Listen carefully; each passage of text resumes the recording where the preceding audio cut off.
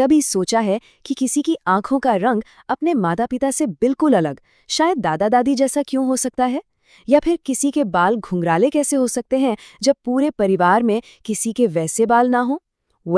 आज हम आनुवंशिकता या हेरिडिटी के इन्हीं दिलचस्प रहस्यों की परतें खोलने वाले हैं। और देखिए, ये सवाल सिर्फ हमारे और आपके मन में ही नहीं आता। सदियों तक वैज्ञानिक इसी पहेली को सुलझाने में लगे रहे। और हैरानी की बात जानते हैं क्या है? इसका जवाब किसी बड़ी सी लैब में नहीं, बल्कि एक साधु ने, एक मॉन्क ने अपने मठ के बगीचे में खोज निकाला। ये सिर्फ एक छोटी मोटी जिज्ञासा नहीं थी, बल्कि ये तो बायोलॉजी के सबसे बड़े रहस्यों में से एक को समझने की शुरुआत थी। तो चलिए इस सफर पर निकलते हैं। सबसे पहले हम हेरिडिटी की पहेली को समझेंगे, फिर मेंडल के मशहूर मटर के बगीचे की सैर करेंगे, उनके बनाए नियमों को जानेंगे और आखिर में ये देखेंगे कि उस साधु की सदियों पुरानी खोज आज भी हमारे लिए इतनी जरूरी क्यों है।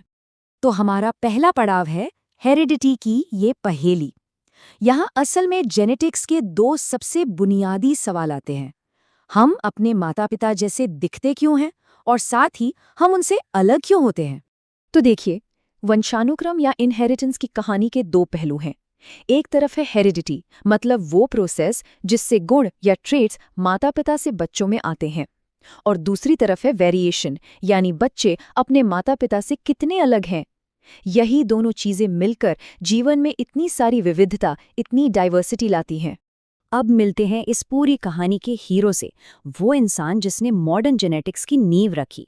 और ये सब शुरू हुआ एक शांत मठ के छोटे से बगीचे में। ये हैं ग्रेगर योहान मेंडल, जिन्हें हम फादर ऑफ जेनेटिक्स के नाम से भी जानते हैं। इन्होंने कोई 1-2 साल नहीं, बल्कि पूरे 7 साल तक बगीचे में उगने वाले एक बहुत ही साधारण से मटर के पौधे पर हजारों एक्सपेरिमेंट्स किए। क्यों? ताकि वो इनहेरिटेंस के छिपे हुए नियमों को समझ सके। अब जरा मेंडल के उस कमाल के एक्सपेरिमेंट को देखिए जिसने सब कुछ बदल दिया। उन्होंने एक लंबे और एक बौने मटर के पौधे को क्रॉस करवाया। नतीजा जानते हैं क्या निकला?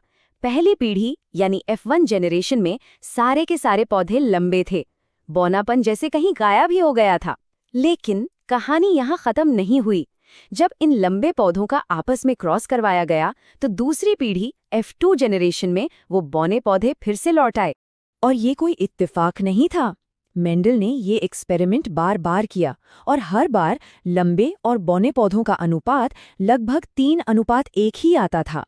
ये एक मैथमेटिकल पैटर्न था, एक सुराग था जो इशारा कर रहा था कि यहाँ प्रकृति के कुछ छिपे हुए नियम काम कर रहे हैं। और इसी गणित की पहेली ने मेंडल को उनकी पहली बड़ी खोज तक पहुंचाया, जिसे हम कहते हैं लॉ ऑफ डोमिनेंस, यानी प्रभाविता का नियम। तो मेंडल का पहला नियम ये कहता है कि जब अलग अलग गुणों वाले पेरेंट्स को क्रॉस किया जाता है तो अगली पीढ़ी में सिर्फ एक ही गुण दिखाई देता है। इसे डोमिनेंट या प्रभावी कहते हैं।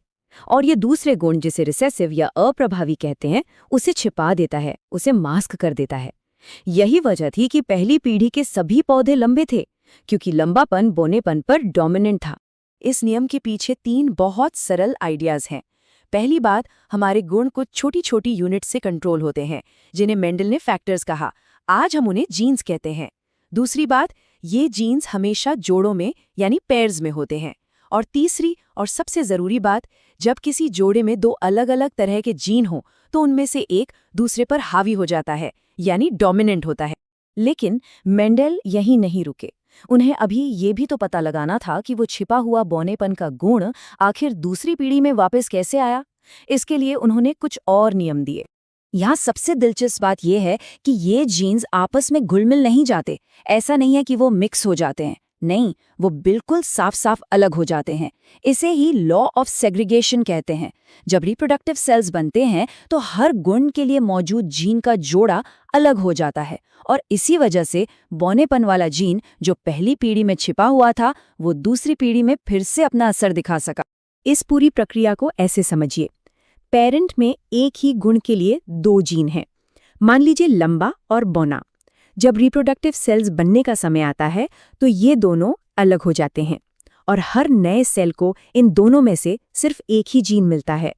उनका अगला नियम था लॉ ऑफ इंडिपेंडेंट असॉर्टमेंट। अब ये थोड़ा कॉम्प्लेक्स लगता है, पर है बहुत सिंपल। इसका मतलब बस ये है कि अलग अलग गुणों की विरासत एक दूसरे पर निर्भर नहीं करती। मतलब पौधे का लंबा या बौना होना इस बात पर निर्भर नहीं करेगा कि उसके बीज का रंग पीला है या हरा। दोनों गुण अपनी अपनी राह चलते हैं।